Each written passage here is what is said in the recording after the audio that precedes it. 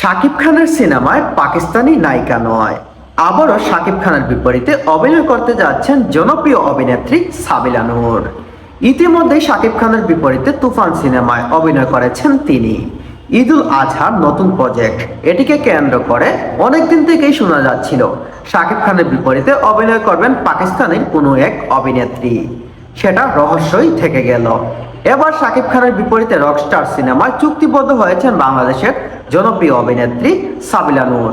ইতিমধ্যেই তুফান দিয়ে শাকিব খানের সাথে বাজিমাত করেছেন তিনি। চলুন বিস্তারিত সবাই এক নজরে দেখে নেই।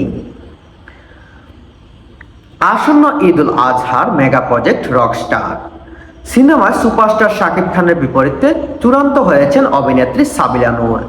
দীর্ঘ জল্পনা কল্পনার অবসান ঘটিয়ে বুধবার রাতে ছবির প্রযোজনা প্রতিষ্ঠান ও সংশ্লিষ্ট সূত্রে এই খবর নিশ্চিত করেছে। এর আগে এই জুটিকে তাণ্ডব সিনেমায় দেখা গিয়েছিল। সেই হিসাবে এই সাবিলা শাকিব দ্বিতীয় সিনেমা হতে যাচ্ছে। পরিচালক আমজাদ রুশু পরিচালিত এই সিনেমায় শাকিবের নায়িকা কে হচ্ছেন তা নিয়ে গত কয়েকদিন ধরেই সামাজিক যোগাযোগ মাধ্যমে গুঞ্জন চলছিল। মানে রকস্টার সিনেমায় শাকিব খানের বিপরীতে নায়িকা কে হচ্ছিল, এই নিয়ে সামাজিক যোগাযোগ মাধ্যমে অনেক আলোচনা সৃষ্টি হয়েছে ইতিমধ্যেই। এমনকি কোন পাকিস্তানি নায়িকাকে দেখা যাবে যেতে পারে বলে জোর আলোচনা ছিল। তবে পরিচালক শুরু থেকেই দেশি গল্পের সিনেমায় দেশি নায়কের উপর ভরসা রাখার কথা জানিয়েছেন। জানা গেছে প্রথম নতুন কোনো মুখ নেওয়ার পরিকল্পনা থাকলেও সময় স্বল্পতা ও পেশাদারের কথা চিন্তা করে শেষ মুহূর্তে সাবিলাকেই চূড়ান্ত করেছেন।